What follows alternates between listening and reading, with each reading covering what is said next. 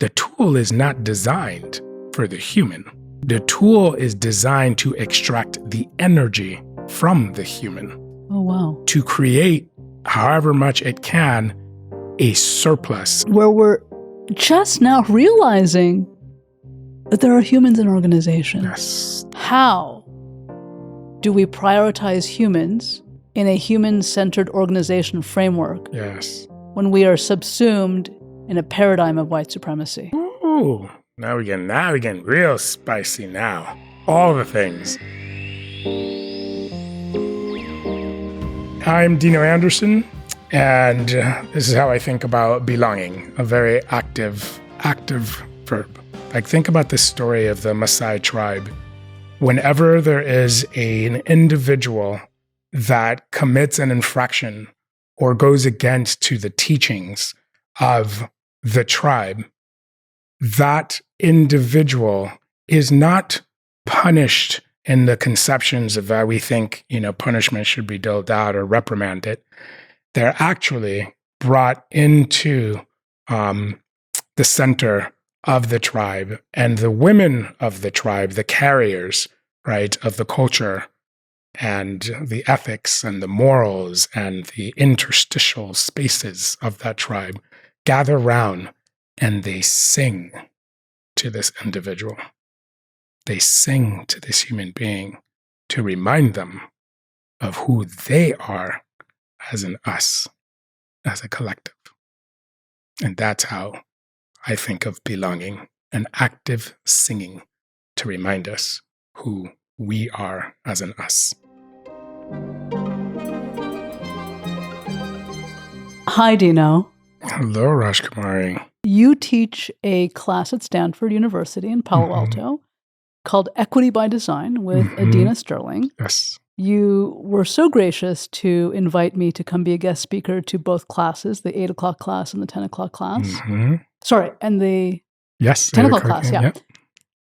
And I had because I'm obnoxiously early to everything always, I had the fortuitous experience to witness you teaching the course. Oh, wow. Wow. What was that? Ooh, okay. And you were certainly in your element. It was amazing. Talk a little bit about this class. What is this class that you teach at Stanford? Yeah. So Equity by Design was created by this wonderful co-professor that I have in the course there called, it's Adina Sterling. And Adina Sterling created this class really, at the Graduate School of Business to have Graduate School of Business students think through, like, how can we build more equitable organizations, especially as these are young, entrepreneurs, founders. Some people too that join the class are people that are already really well ensconced in the field. So, and they're hungry, they're thirsty to think about how to make systemic change in something that has been moving glacially for a very long time. So how I met you is through introduction by Vanessa Myers, who's the Chief Marketing Officer at Articulate, where you work. Currently am, my other job. As the Chief Culture Officer. Yes. And you shared with me long ago that you came to Articulate because Lucy Soros, the CEO, was quite adamant about human-centered organizations and that it was a critical framework at Articulate. And you got really excited and you wanted to help drive that framework and drive those tenets. What is human-centered organizations? So human-centered organizations are exactly what they sound like. It's how do you put not only humans at the center, but humanity at the center of how you build, construct, systematize, and also think about your North Star for your organization, right? We all know that what makes an organization tick and go is the human beings that are there. Right. So if you keep building systems that are agnostic to that brilliance, that resource that's already present, you'll continue having and exacerbating these sort of systemic inequalities that happen a lot in organizations, like people being overworked, people feeling like they can't bring who they are to, in an organization, people feeling that, it is us against them. So I think human organizations is really like, how do we expand the concept of us in organizations and build from that place? Wow. One of the things that I love that you talk about is the tectonic plates that are shifting in our consciousness. To think about radical change, we have to start with looking at the word radical and its root, to get at the root, nourishing the roots, supporting the roots. Where is dignity rooted in human-centered organizations? Oof. So many things are going off when you say that, right? And thinking about dignity. One of the things that I think of human-centered organization, I think a lot of the word culture. I think a lot of civilization, right? And creating civility, right? Coming from a place of civility. And we know that in the name of civility, a lot of things have been created that are not civil. For sure. Right? Out of culture. So what I think, human-centered organization and very close to like, it really is all about rethinking what is possible in the culture of an organization. That concept of dignity being square and center. I love that you said when we think about the roots. Yeah. The roots, thinking about radical, if it is about a human being, in order to get at the root, and in order to enable that root to sprout, we as a collective must come around and have an idea of every individual has dignity. I think a lot about W.E.B. Du Bois and his Souls of Black Folks, and what he was trying to create there in terms of helping both a culture that said that it was a bearer of civility, actually not being civil at all. Yes. Right? By degrading a whole host of human souls that when we think about, right, at the center of any culture, at the center of any organization, at the center of any, right, forward path to humanity, you have to see every individual in that society as having worth, as having dignity, and contributing to the creative, right, collective of the whole. So Du Bois in the Souls of Black Folks says, what we must do as a society in order to forward together, we must come together to enshrine and protect those individual voices that are luminaries that can help us push even further than we can see for ourselves.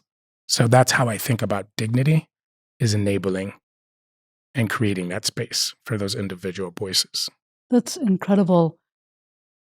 What would you say, and I'm putting you on the spot here, what would you say to CEOs who have not even had an opportunity to reflect on this concept of dignity within an organization? And what could they even begin to do to start to invite a new way of thinking, a new way of being, a new way of cultivating a workforce while still shipping product, shipping service? All of that. No, absolutely. And I think, one of the baseline things you need to do, and I think this is for every CEO, is first your own self-awareness. What is your dignity? Where is your dignity? And how does that show up within the organization that you are creating? I'm not just talking about respect. I'm not just talking about accountability.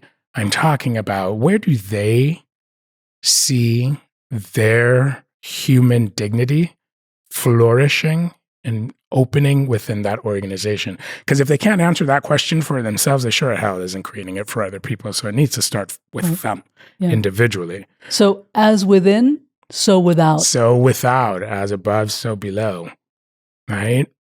So they're the catalysts. They're They're the turnkey. They're the alchemist in the organization. And so you get a lot of CEOs, and we're talking about this on class on Friday, sort of the CEO action, CEOs taking action in order to create a better environment for everyone. Well, I put that up there deliberately because it starts with the CEO. Yeah. It starts with that person creating the space. And here's what I say. You may not have all the answers. You won't have all the answers.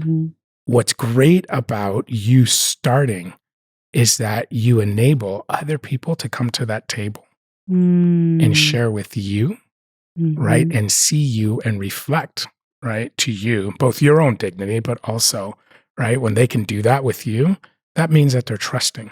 That means that you've created a place where they can actually step in, right, as themselves, you know, both for you and with you. It's a really interesting theory here. You talk about how to shift from individualism to collective intelligence. Yes. And I just want to pull on the thread of individualism just for a second, based off of what you just said around self-awareness. I need an individualistic lens because I need to be in relationship with myself in order to know who I am. But I need the collective intelligence to reflect back to me that which I am not yet seeing of myself. I love that. I love that. How do I build an organization that vacillates between the promotion of self and the promotion of community, which is collective intelligence? Absolutely. Absolutely. I'm thinking of two sort of competencies that I think here, right? And that self-awareness. One of them is accountability. Accountability, that's the self, right? And then the other one is, you know, how do you balance accountability with also an important competency, and that is collaboration. Yes. Right?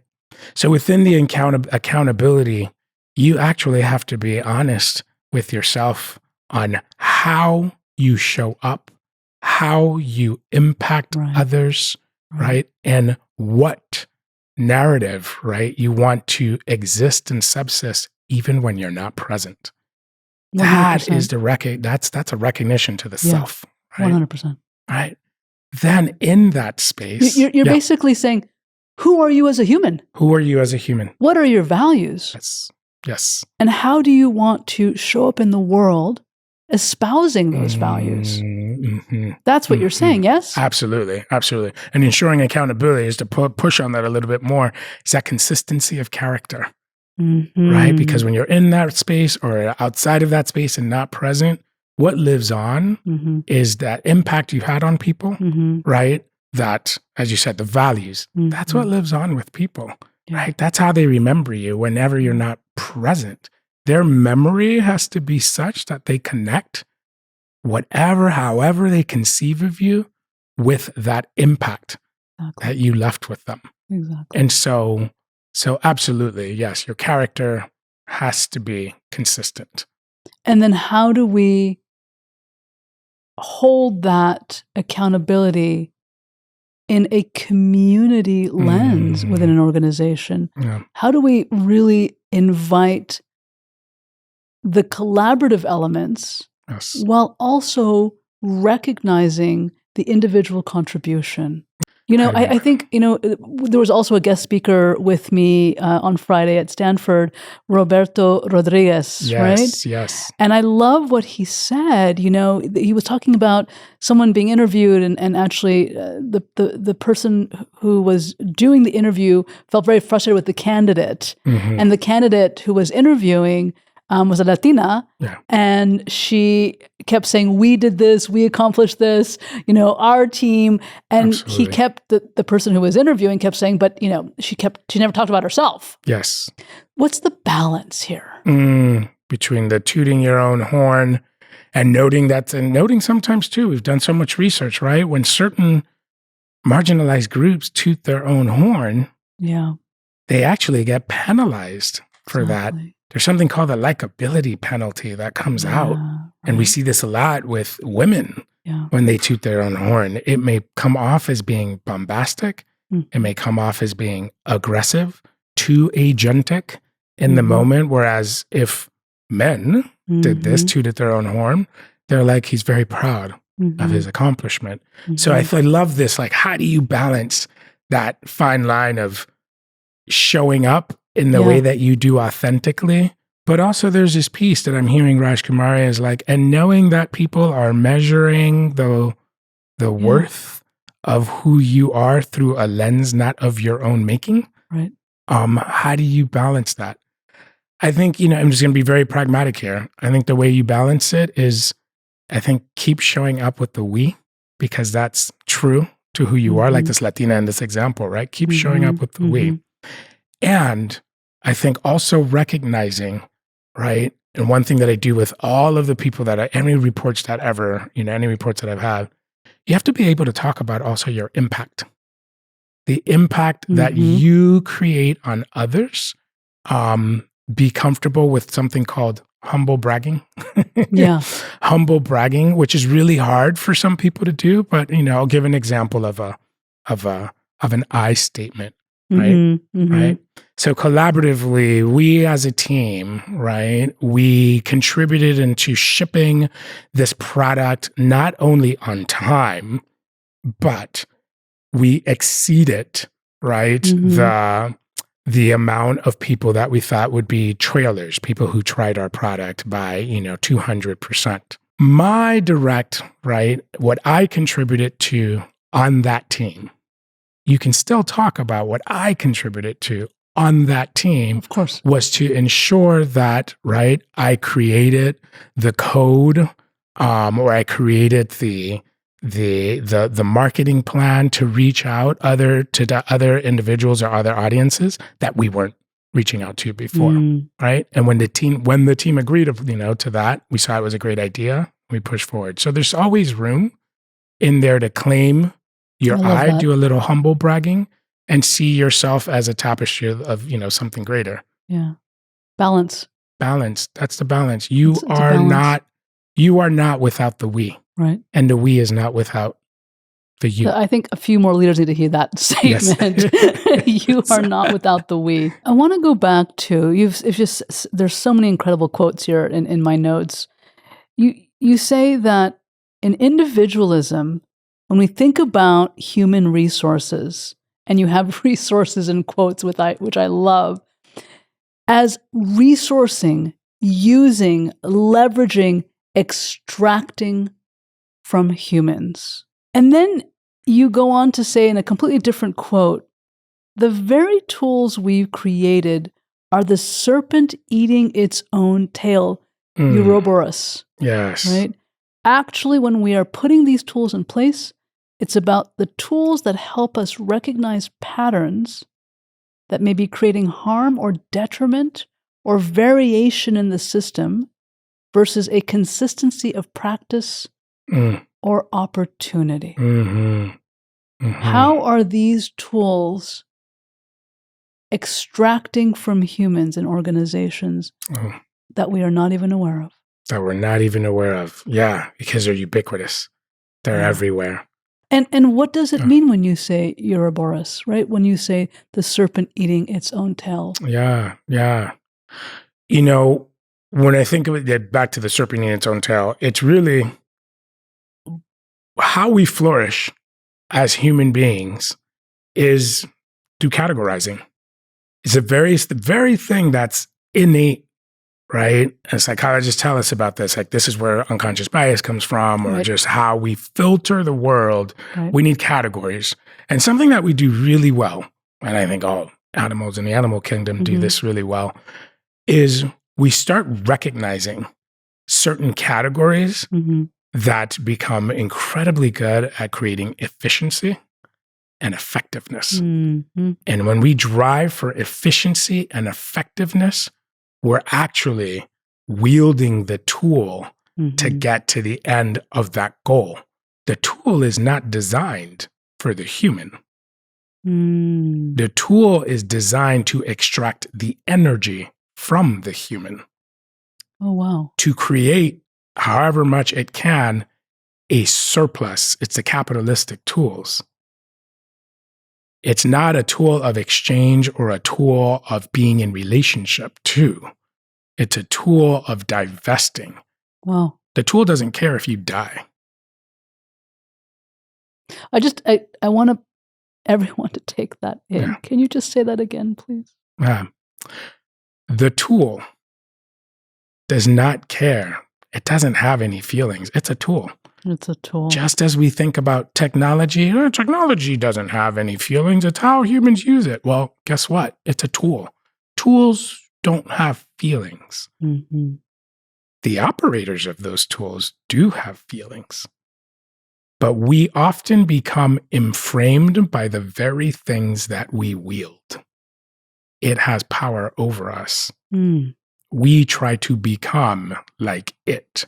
Something that's really powerful about capitalism is it divests the world into a thing.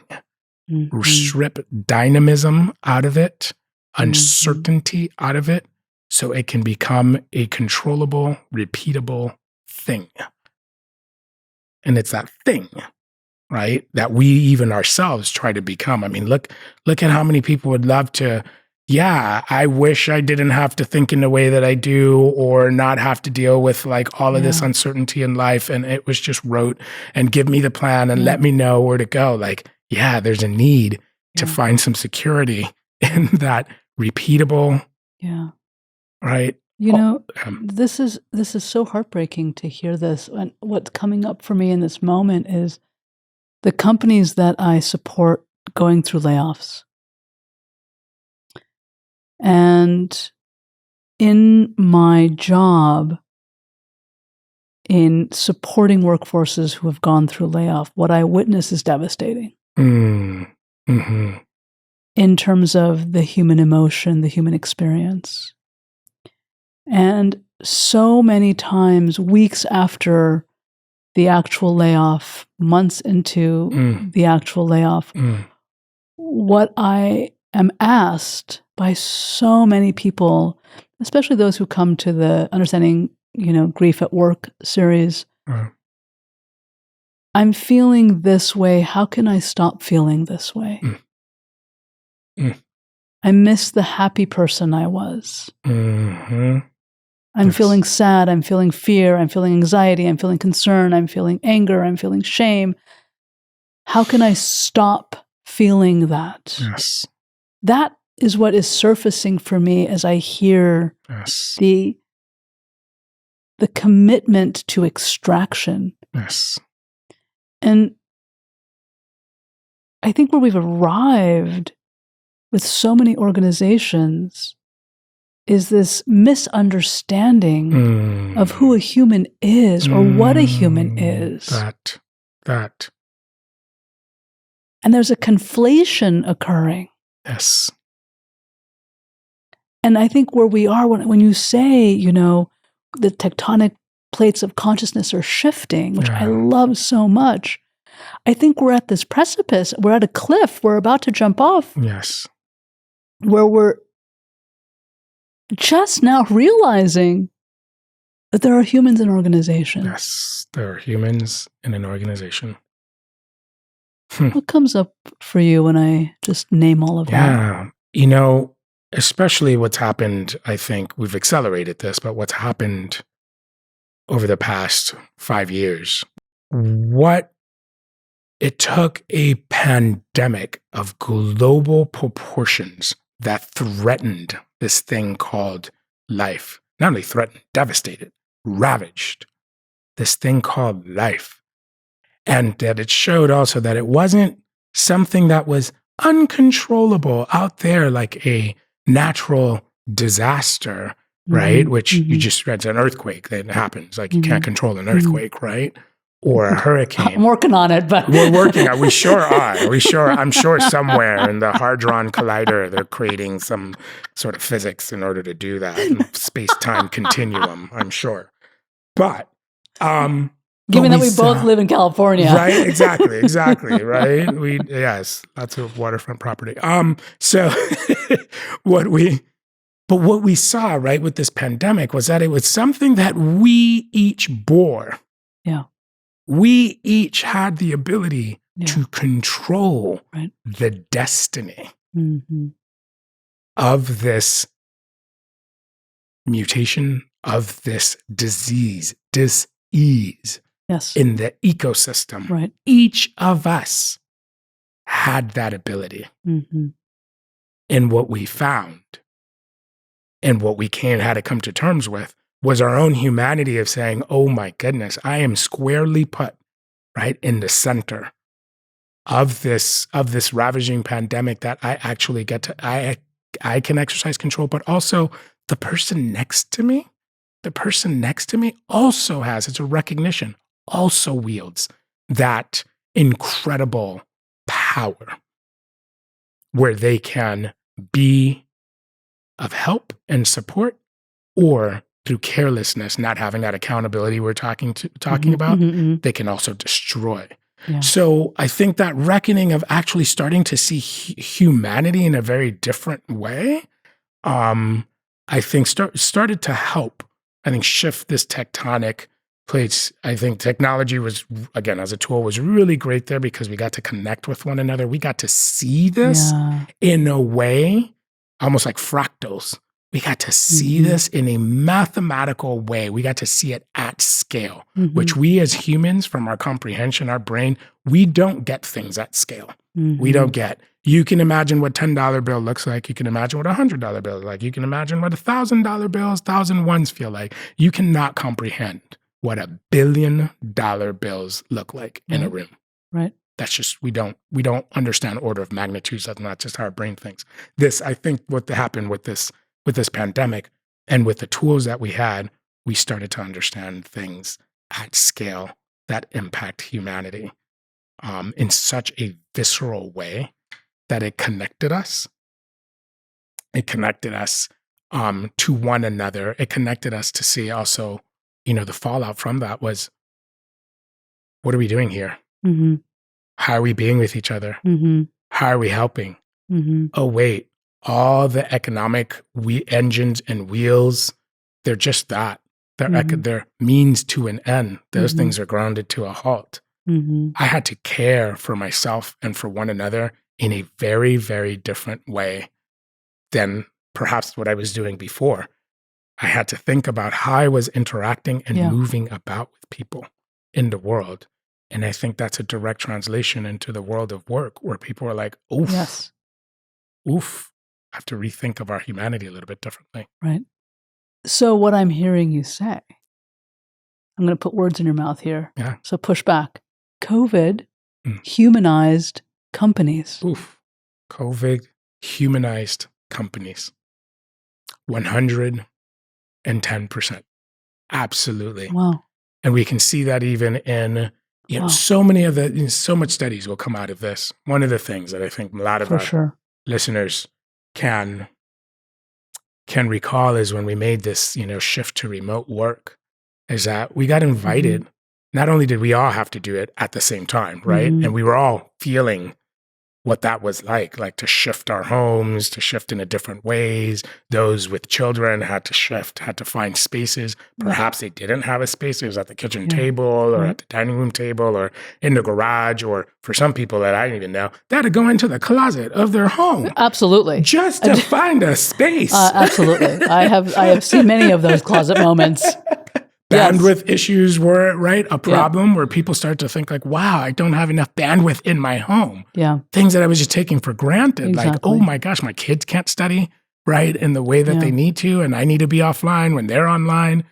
But we also got to see people and their home in a way and in their element that we've never seen before. Yeah. We've got to see people in humanity of having to the children running around in the background or interruptions happening. And we all had to be kind to one another, be graceful with one another.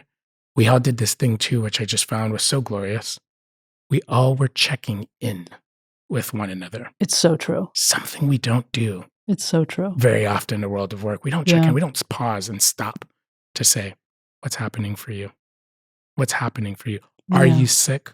Yeah. Are you okay? Yeah. Right? How can I help? So we have different ways of communicating via text, via email, and sometimes it's personal, sometimes it's professional. But what I love in terms of your communication style is how human you are, how resonant you are, how every single time, without fail, you say good morning to me. Without fail. And I'm always blown away by that. Because it takes longer to text. It does. It does. And yet, you always check in with me as a human. Yes. And that has touched me. I just want to share with you, that has touched me to my core. That is antithetical. That is antithetical to using, leveraging, extracting humans. Yes. Yes.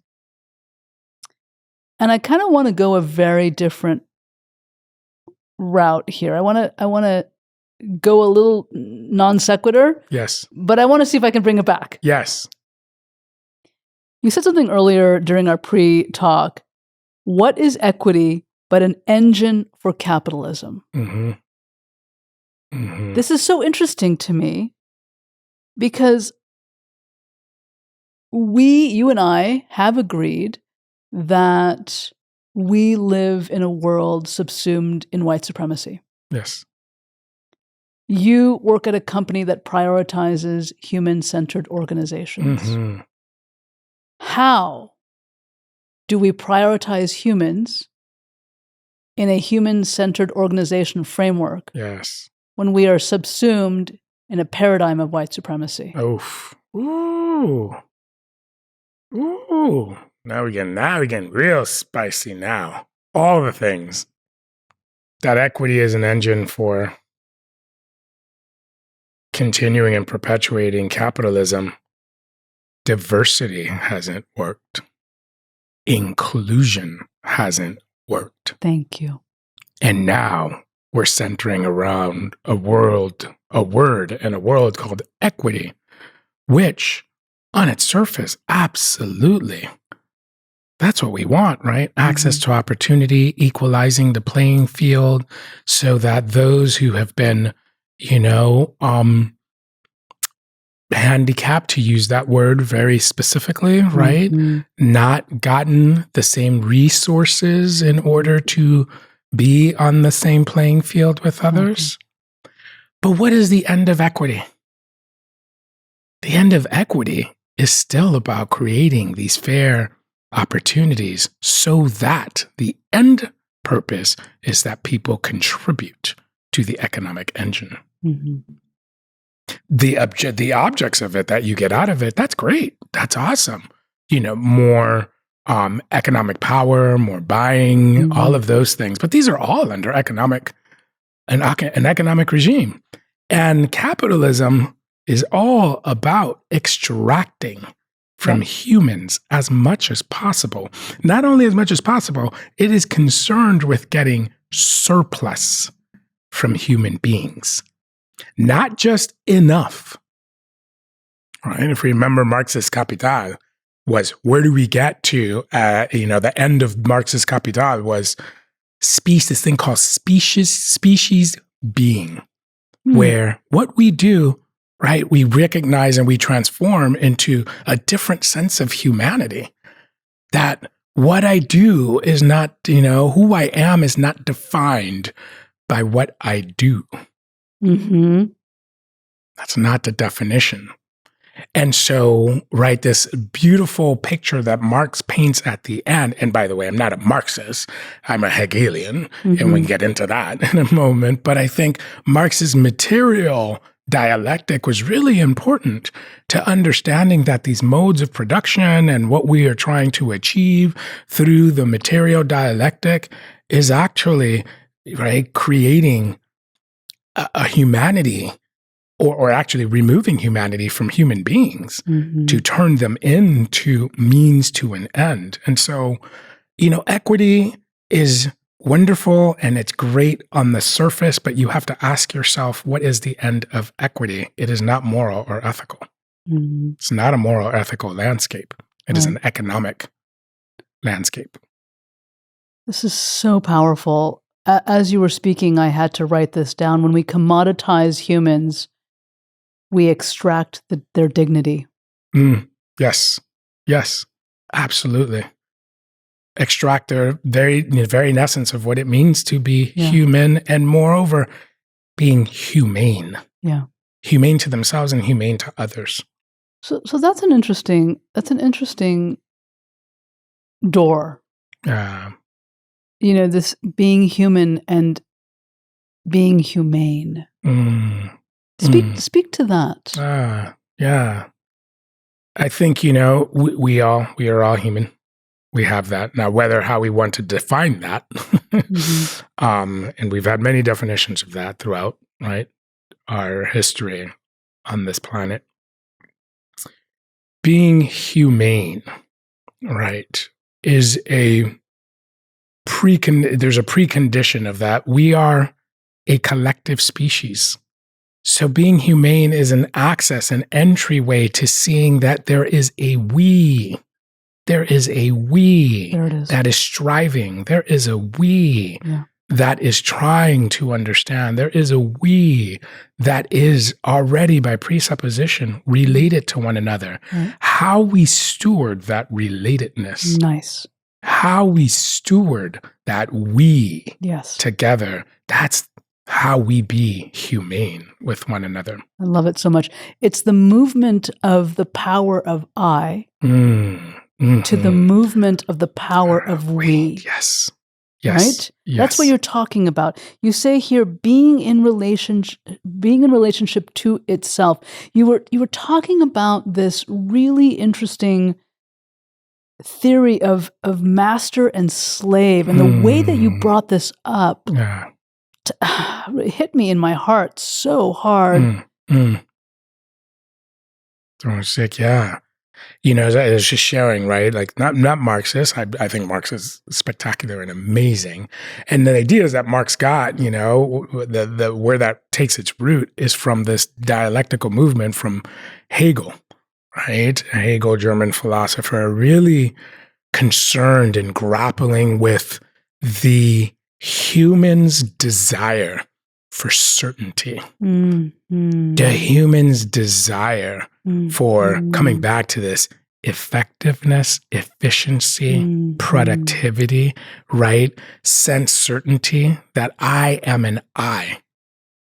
But that's all it strives for. It's an I than an I. So what Hegel does is says, okay, well, what happens when you come into contact with other I's that are also saying that I'm an I and also have this deep innate desire for this certainty? Well, when two people are coming in contact with one another, they actually begin to war for who gets to claim that I. Right? And so in this fierce, intense, beautiful, beautiful chapter, many, many philosophers have done a lot of work on in Hegel, and it's this thing called the master-slave dialectic and its phenomenology of spirit, where you get these two I's that are warring for sense certainty, so much to a point that they are willing to risk and stake their own lives. Wow. The very thing that makes them, right, human, stake that for that thing that is external. Wow. And what happens is that actually they go to war, these two I's, that can be, right, it's a story of consciousness.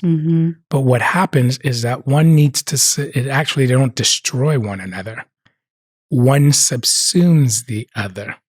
The master subsumes the other that wanted to claim the slave that it was an I, and it doesn't get to claim that it is an I. So the master believes by subsuming this other that, see, I was right. This other thing that was in my way, trying to do the same thing that I was trying to do, actually now needs to recognize me as being the I, being that, right? Having and claiming that and winning it. Well, Hegel then goes on to show very, very beautifully and elegantly that actually that I, which the master is holding on to, is actually empty and vacuous. The I that the slave has been trying to work towards actually becomes more meaningful, because what it starts to see, and this is a shift that you're talking about, the I to we, the slave starts to see that the works and the fruits of its labor, which the other master consumes, actually helps it see that that master is meaningless without me. I just got goosebumps. Hmm? Wow. I just want to breathe into that, take a moment. It is so powerful.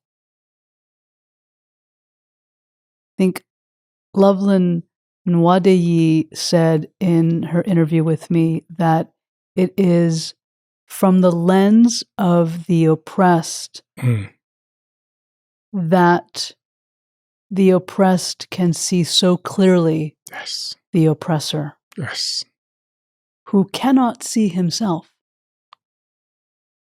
Yes. What's the connection to organizations here? To organizations. So when I went into articulating, you were asking this before around, now doing this work in a human-centered way, people-centered way, while still, ascribing and being deeply within a paradigm of white supremacy, is that any organization that claims itself to be people first, human first, must first interrogate whose humanity are you centering?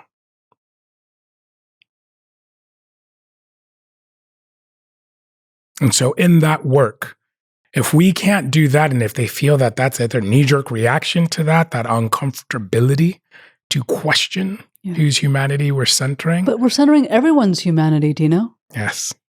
We're centering what? Everyone's humanity. That is actually a tool, that totalization, that universalization of all into one, that's enlightenment rationale. That's a tool. Yeah, speak to that, because I think that's something that you and I talked about in our very first conversation when we very first met in Berkeley, and we both scoffed at the response of, well, we're centering everyone's humanity. How do you address that when that's the response that comes towards you? Absolutely, right. It's the all lives matter. Correct. All lives matter. We're all the same underneath that, aren't we? Well, when you live under certain paradigms, and I'll give this example at the sun, the Earth-centric view and the heliocentric and the geocentric view. When you live under a certain paradigm, let's say the Earth-centric view, which we did for millennia, not until probably the 1700s did we start to switch to a different conception. The very language, the very prism, the very tools that you use are all codified to substantiate and support that paradigm. You cannot see beyond that paradigm. Right. So when we say it's everyone's humanity, right, you're saying everyone, your definition of everyone is ensconced within a certain paradigm. Remember, the oppressor cannot see its relationship beyond itself. Absolutely. Right? Absolutely. So the everyone, the definition of every, is actually defined and predicated on the one who is in power. Yeah, exactly. I want to take a different route here. I really want to get your thoughts on this. There was a question in class on Stanford, on Friday. And I think in the morning class, there was some debate that came up. It was such a great question. And I would love to hear your answer, because you didn't give your answer. You just let the class, beautifully vacillate within itself. And the question was, you were talking about activism and advocacy. Yes. And I'd love to hear the definition, the difference, between advocacy and activism. So please do share that. What happens when you have an organization who wants to align with what's currently happening in the world, whether it's Black Lives Matter, whether it's trans rights, whether it's abortion rights, yes, whatever it is. And the organization moves toward espousing whatever it is in the moment. Mm-hmm. But the internal stance does not align with the messaging that is being conveyed Yes. and exposed to the public. Mm-hmm. What happens then? What do we do? What do we do? And am I hearing you say something, Rajkumari? It's like what tantamount to like diversity theater? Yeah. When an organization is, externally, right? This is when you become so customer centric. Yeah. That actually, the outside is what dictates more than what's happening inside. Right. Right? That it doesn't emanate from within to without. Exactly. Right? It doesn't emanate. I think, what you do when there's misalignment, and not only misalignment, but there's also there's rupture. There's a chasm. There's a chasm that exists between, right, self and other. Right? How do you even begin to bridge that and broker that? I think this now turns to our advocacy and activism. Right. Advocacy is in service to, right? In this instance, will be in service to that place where the organization is going. We want to advocate for that. We want to raise our voices to make it known that this issue matters. But advocacy is a kind of framework that I think still enables people to perpetuate bad actions. Activism is an agitator. Activism is never at its core something that is supposed to be centered in the organization, because by its very nature, it has to stay, right, being at odds with the direction of an organization. So it makes the organization uncomfortable. So this is the serpent eating its tail. Yeah. This is the rupture and the repair. Yeah. This is being in relationship, right? One agitates, one breaks, one ruptures in order for something to be rebuilt. Yes. And come back into relationship with. Come back into relationship. Absolutely. So activism, rupture, right? Exactly what it sounds like, the root of it. Activate. It's to activate something, get people to see in a different way. And it is supposed to make you uncomfortable. And so you have to welcome that. Yeah. Right? Open it so that it makes you also, because if you're uncomfortable, that's a good thing. Yeah. That's a good thing. I have mentioned this before. I'll mention it again. The number one leadership skill that I believe is so critical, so essential, so important is sitting in discomfort. Absolutely. And it is the most uncomfortable thing to do. To do. It is difficult. It is hard. I'm speaking from current experience. It is challenging. It is anxiety-ridden. And it is emotionally and mentally exhausting. Yes. And it is so important. So important. You were born in Panama. You came to the U.S. when you were 5. Your father was part of a political order, and the country was in turmoil. Yes. You talk about how there was an urgent need to escape the country. And for the sake of your own family's safety. Talk a little bit about that. Absolutely. So, and I had to take a deep breath as you were talking about that, Rajkumari, because there is, right, so much. One, there's just so much trauma around that experience. And anyone who can relate having to migrate to another country because where they're leaving is so destabilized and so life-threatening that you actually have to come to a place, and in my case, come to the U.S., which was known as the aggressor. Yeah, wow.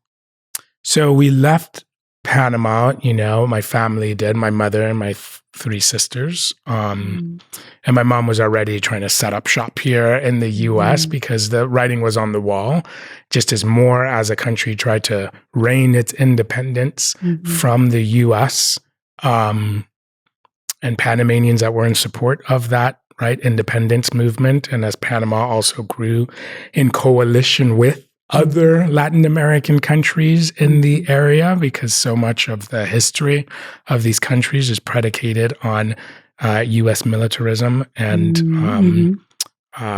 so much of their identity is based, in contradistinction to U.S. military presence. So to have all these countries galvanizing with one another was creating more and more and more tension, and so more U.S. forces started showing up.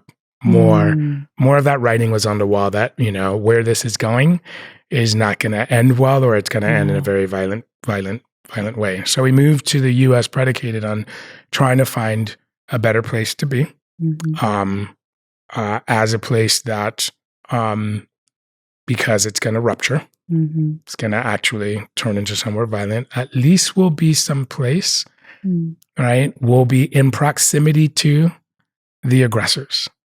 So probably we won't be right in the shadow of that. And the U.S. being so large enough also at this time, I think this was very smart of migrants at this time. The U.S. is so large that, right, what goes well in New York and what bodes well in other states, there are havens and other people that are just like them. So it feels like a welcoming community. So at least, there was a little bit of feeling of safetiness that was present there. So that was our first journey into the U.S. I can go on and talk about how there was Mickey Mouse was involved, Disneyland was involved, but we can talk about that another time. I think it's important that everyone knows that Disneyland was involved and Mickey Mouse was involved. How did your journey as a child, what you experienced in terms of trauma, lack of safety, fleeing for your life, right? How did that influence how you're showing up in this work? As a child, I didn't know. Maybe this is a Disney story. The story was like we were going to Disneyland and just going. I was so excited to go see Disney and see Mickey Mouse. So excited. And we got there, and every day I was like, is it today? Is it today? Is it today? Is it today? Wow. And it got delayed and delayed and delayed and delayed, and finally went to go see Mickey Mouse. And by the way, everyone who's been to the Magic Kingdom knows that the magic is actually being able to sustain waiting in line so damn long to get on a ride. That's the magic. That is a fact. That is certainly a fact. That's what makes it magical. But anyways, so having to navigate, the one thing that was a salvation for me during all of that was there was this place that created even more safety, a home that created a place where I felt I belonged, a place where I can explore, a place where I can, do the thing of learning who I am with others. Is this place called school. It was school. That did that. It was the stabilizing force for me. So as a kid, not knowing the backdrop in total, what was going on was, okay, while I wait for the Mickey Mouse, while I'm like in a new place, while I wait to go back to Panama, okay, I'll do this other thing and be with other kids, right? Being socialized in this way. And so that helped me to stabilize for quite a while while I was learning new things. It sort of made my mind, focus on something different. And I think that helped with the trauma, to be quite honest, was the more that I leaned into school, the more I was doing more healing for myself. Yeah. And so I excelled a lot. Yeah, I bet. In school. I bet. I was that student. I was the person consuming information, knowledge, so much to the point that, as I continued on my scholastic career, I then started in philosophy. Because why not? I want to keep consuming the ideas. I still want to get very close to, right? Understanding these paradigms that shape the world and give it meaning. I wanted to get very close to that because I was searching and looking for those resources that help me make meaning of something that seems so chaotic, traumatic, painful. Yeah. And really, that's part of my identity. So much of what I adore about you, Dino, is you just being human, just being you, your authenticity that you bring in every conversation, in every moment, the way that you resonate with the world around you, with others, with yourself, the playfulness that you always prioritize everywhere you are. There's so much that I just enjoy and admire about you. This conversation has been so heart-centered for me. Right. And in closing, what I would love to ask is, you and your husband are thinking of bringing children into the world in some capacity.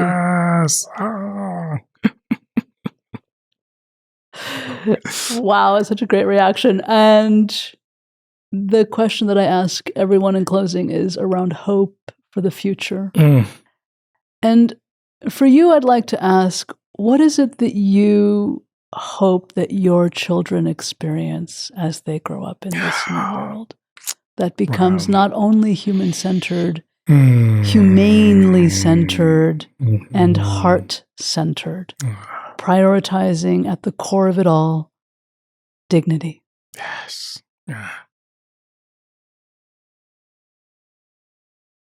That's so powerful.